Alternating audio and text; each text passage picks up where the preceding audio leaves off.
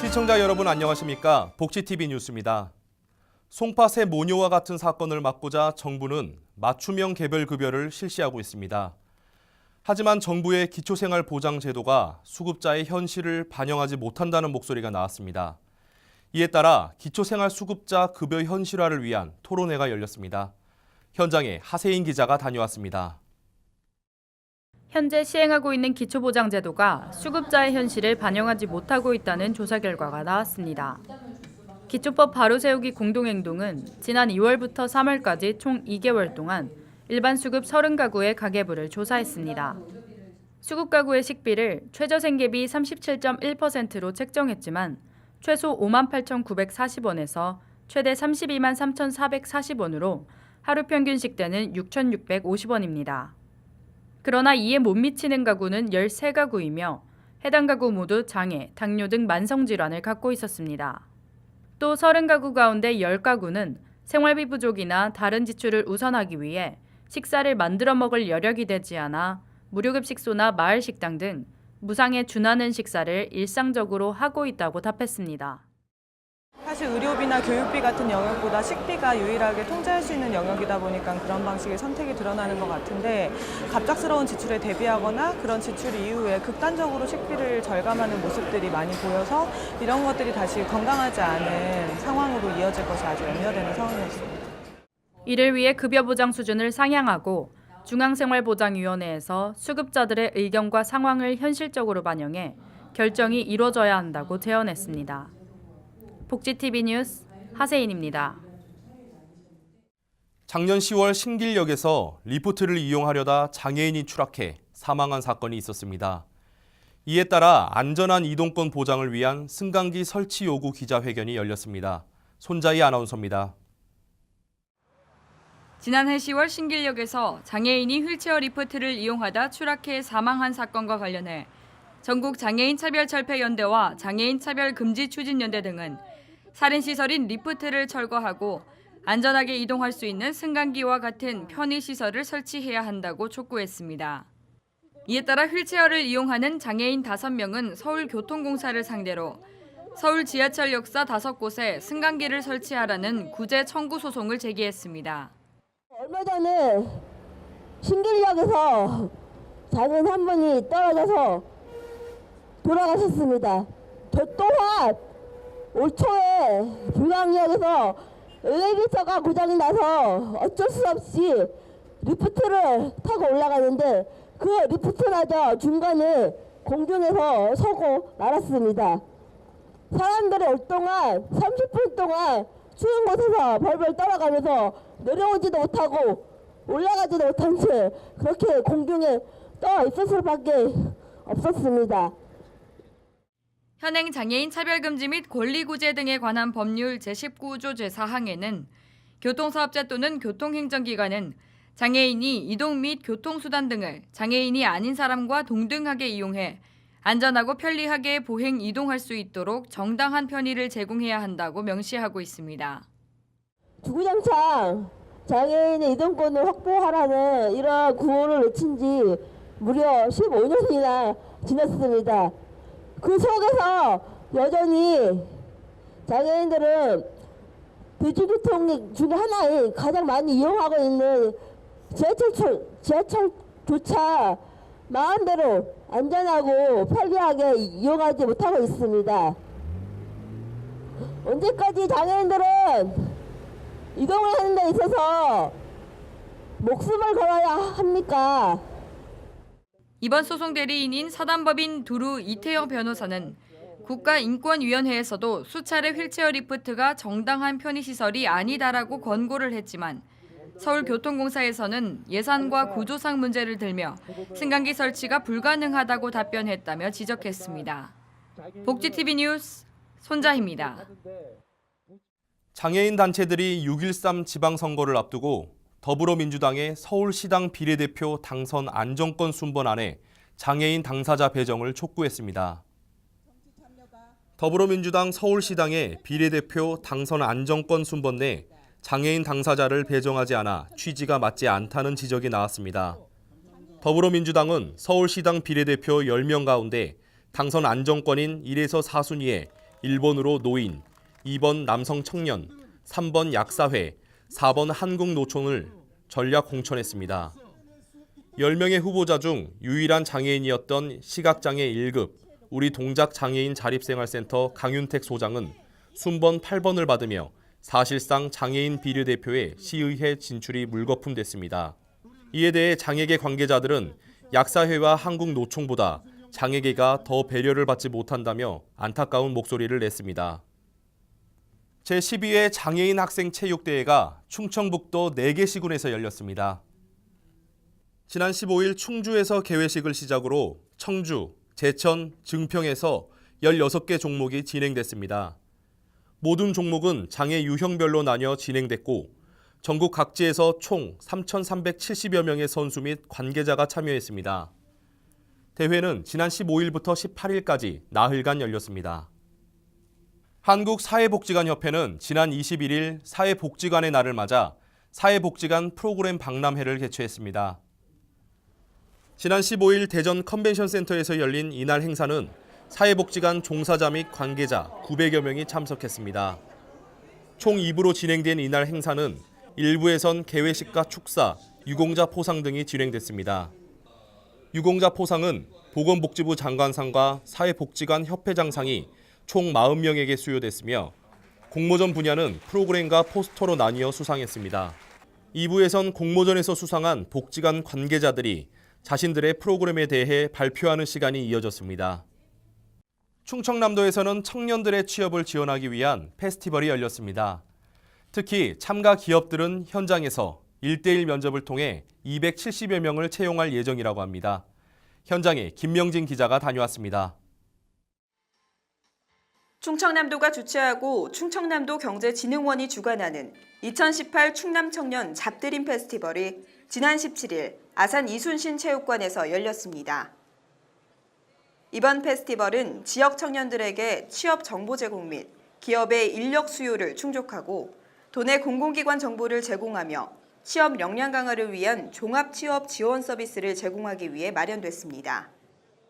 충남 청년 잡드림 페스티벌은 도내 우수 기업과 공공기관을 청년들에게 알려서 이 청년들이 도내에 취직해가지고 충청남도에 정착할 수 있도록 알리기 위해서 마련한 행사입니다. 아무쪼록 이 행사를 기반으로 해서 청년들이 도내 충남에 취업을 해서 행복하게 일할 수 있는 자리가 될 수 있도록 노력하겠습니다. 일부 행사에는 취업 장벽 박 터트리기를 시작으로 구호 외치기 테이프 커팅식 순으로 진행됐고 2부 행사에는 부스에서 직접 채용 면접 및 기업과 공공기관 설명회가 열렸습니다. 제가 살고 있는 아산에서 이런 잡 페스티벌이 열려서 다양한 기업들과 이렇게 회사들을 통해 알 수 있는 시간이었던 것 같아서 뜻깊은 시간이었습니다. 이날 취업전략 설명회존, 공공기관존, 해외 취업존, 그리고 훈련 기관존, 공감 힐링존, 취업 서포터존 등 총 65개의 부스가 설치됐습니다. 앞으로도 청년잡 드림 페스티벌이 청년들의 취업 고민 해결과 일자리 창출의 촉진제가 되길 기대해봅니다. 복지TV 뉴스 김명진입니다. 세종시 선거관리위원회는 유권자와 함께하는 아름다운 날이란 주제로 6.13 지방선거 홍보 활동을 펼쳤습니다. 마술과 플래시몹 등 다양한 프로그램이 진행됐다고 하는데요. 윤성은 기자입니다. 세종시 선거관리위원회는 6.13 지방선거 투표 동료를 위해 세종시 대통령 기록관에서 지난 13일 관람객을 상대로 홍보활동을 진행했습니다. 플래시몹, 마술, 투표 체험 등 다채로운 프로그램으로 투표의 중요성을 알렸습니다. 6월 13일 실시하는 지방선거를 대비해서 유권자분들이 선거에 관심을 가질 수 있도록 여러 가지 홍보 활동을 하고 있고 특히 이제 장애인분들을 위해서 각 투표소마다 점자형 기표 보조 용구라든지 투표 보조 용구를 비치를 하고 있습니다. 대통령 기록관을 찾은 관람객들이 우리 동네 공약을 직접 작성해 제안함에 넣기도 했고 역대 선거 사진전과 특히 대형 현수막에 선보인 캘리그라피 퍼포먼스로 눈길을 사로잡았습니다. 대통령 기록관에 아이랑 같이 왔는데 대통령 기록관도 같이 구경하고 끝나고 여기 선거 체험전에서 아이랑 같이 체험 활동도 했는데 아이한테 또 교육적 차원에서 참 좋은 것 같습니다. 세종시 선관위는 다가오는 6.13 지방선거가 국민 생활과 가장 밀접하고 생활 정치를 정착시킬 수 있는 소중한 기회라며 투표 참여를 당부했습니다. 복지TV 뉴스 윤성은입니다. 보이스카우트와 걸스카우트 많이 들어보셨을 텐데요. 고흥군에서는 스카우트의 가족들까지 함께 더욱 뜻깊은 행사가 진행됐습니다. 현장에 허가은 기자가 다녀왔습니다. 1박 2일에 걸쳐 고흥군 해창만 오토캠핑장에서 열린 제12회 스카우트 가족 한마음 큰 잔치 행사에서 청소년들이 바다처럼 크고 넓은 꿈을 키웠습니다. 가족들이 함께한 이번 행사에서 스카우트 대원들은 부모와 어른에 대한 공경심과 학교와 지역사회에 대한 봉사 자세를 익혔습니다. 오늘 이 행사를 개최하게 된 것은 여러 지역의 어른들의 후원과 우리 학생들이 캠프를 통하여서 자연을 이해하고 그리고 부모님에 대한 감사하는 마음과 그리고 자립정신을 함양하는 목표를 가지고 오늘 행사를 개최하게 되었습니다. 또 스카우트 선서를 하고 연맹가를 부르며 스카우트 정신을 새기고 야영을 통해 자연을 이해하는 시간도 가져 청소년 교육 복지에 큰 도움이 됐습니다. 오늘 행사로 청소년들이 자신의 잠재 능력을 발견하고 바람직하게 성장할 수 있는 계기가 됐기를 기대합니다. 복지TV 뉴스 허가은입니다. 여수시는 안전한국훈련인 복합해양재난에 대비한 정부 합동훈련을 실시했습니다. 이번 훈련은 1단계 침수 피해 주민 대피, 2단계 육해상 오염 방제 활동, 3단계 익수자 구조 등으로 진행됐습니다. 위지은 기자입니다. 해양수산부와 여수시가 여수해상과 오동도 해안에서 국가 재난 대응을 위한 안전한국훈련을 실시했습니다. 올해는 안전한 바다 행복한 국민을 주제로 태풍에 의한 침수와 산업단지 원유 유출이 일어나는 상황을 연출했으며 민군관이 합동 참여해 시민 안전복지 양상에 힘썼습니다. 해양수산부와 해양환경관리공단 총 500여 명의 인력과 헬기, 선박, 드론 등 전문 장비가 투입돼 행사의 중요도와 규모를 가늠하게 했습니다. 근본 훈련 상황은 조수 재난으로 인하여 해안가 저지대에 침수가 발생하고 주민들이 대피하는 상황부터 시작하여 이어서 여수 산업단지 내에 송유관 파손으로 유류 오염이 발생하여 이에 대응하는 종합훈련이 되겠습니다. 해양수산부가 개발한 안전해와 해로드 어플 체험 부스 설치로 시민들의 안전지식 습득을 돕는 등 다양한 행사가 펼쳐졌고 기존 정부 주도형 훈련에서 탈피한 국민들의 자발적 참여가 돋보였다는 평입니다. 이번 훈련을 계기로 바다에서 국민의 생명과 재산을 지킬 수 있는 사회적 역량 상승 해양복지 강화에 큰 발전이 있을지 그 귀추가 주목됩니다. 복지TV 뉴스 위지은입니다. 보성하면 녹차밭을 떠올리시는 분이 많으실 텐데요. 차로 유명한 보성에서 제44회 보성 다향대축제가 열렸습니다. 차 소풍을 주제로 한 행사를 허가은 기자가 소개해드립니다. 문화체육관광부 우수축제인 보성 다향대축제가 한국차문화공원에서 화려하게 막을 올렸습니다. 올해는 차와 관련이 없는 프로그램은 과감히 없애고 쉽고 개성 있게 차를 즐길 수 있는 행사들을 마련했습니다.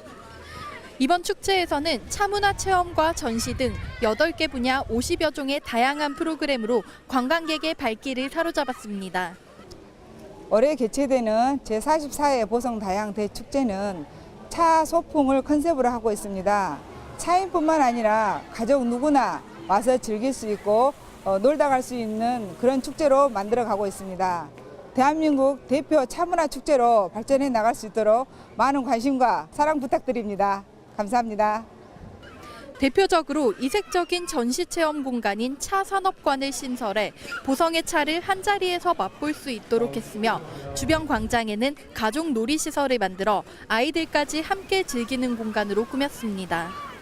또 차밭 속에서 힐링할 수 있도록 차밭 쉼터도 마련됐으며 한국차박물관 광장에는 녹차로 만든 비누, 녹차 인절미, 녹차 뷰티케어 등 젊은 층과 외국인의 감성을 자극하는 다양한 체험 공간도 구성됐습니다. 푸르른 보성에서 많은 관광객들이 봄처럼 향긋한 차향을 마음껏 즐기고 보성군의 관광복지에도 더 큰 발전이 있기를 기대합니다. 복지TV 뉴스 허가은입니다. 전남 광양시가 볼링과 태권도에 이어 이번엔 전국 그라운드 골프 대회를 개최했습니다.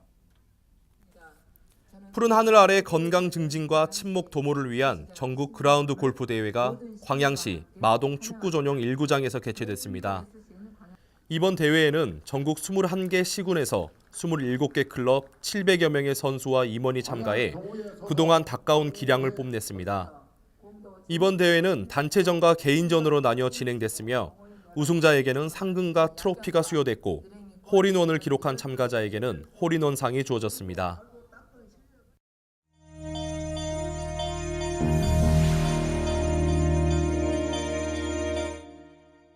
계속해서 간추린 소식 전해드립니다. 보건복지부는 커뮤니티 케어 전문위원회를 구성하고 지난 18일 1차 회의를 개최했습니다. 추진본부는 전문위원회를 통해 커뮤니티 케어 종합계획에 담길 내용에 대해서 주제별로 논의할 예정입니다. 커뮤니티 케어는 돌봄이 필요한 주민들이 지역 사회와 함께 어울려 살아가면서 자아실현과 활동을 할 수 있도록 하는 사회 서비스 체계입니다.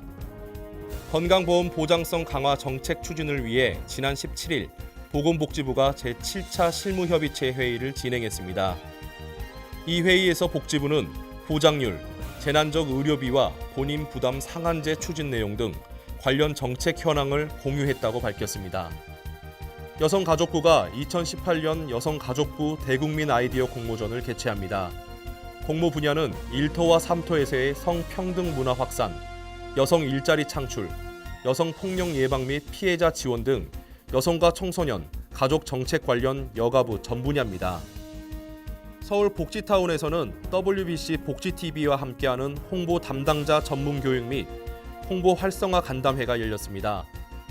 복지TV 박마루 사장의 장애인과 방송의 메커니즘 강의를 시작으로 맞춤형 모바일 영상 제작 방법, 효율적인 보도자료 작성 방법 등의 강의가 열렸습니다. 곡성군 보건의료원은 지난 12일 광주 전남권역 장애인 구강진료센터와 연계해 관련 거주자를 대상으로 구강진료버스 봉사활동을 실시했습니다. 이번 순회 구강진료버스는 장애로 치과를 방문하기 힘든 중증 장애인을 대상으로 열려 향상된 곡성군의 의료복지를 엿볼 수 있었습니다. 이 밖의 소식은 장애인신문과 웰페어 뉴스 홈페이지를 통해 확인하실 수 있습니다. 장에게는 휠체어 리프트 이용의 위험성을 언급하며 리프트 철거와 승강기 보급 등 안전한 이동권 보장을 주장하고 있습니다. 하지만 정부는 예산과 구조상 문제를 언급하며 승강기 설치 불가 입장을 말합니다. 모두가 안전하고 편리하게 이용할 수 있는 지하철의 모습이 빨리 갖춰지길 기대해 봅니다. 복지TV 뉴스를 마칩니다. 시청해주신 여러분 고맙습니다. 우리 주변에서 일어나는 불공정한 사례부터 억울한 사연, 따뜻한 미담까지 장애인 신문과 웰페어 뉴스 홈페이지를 통해 보다 다양한 소식을 접할 수 있습니다. 시청자 여러분의 제보를 기다립니다. 웰페어 뉴스 홈페이지 또는 전자우편, 전화번호 02-2655-9519로 많은 제보 바랍니다.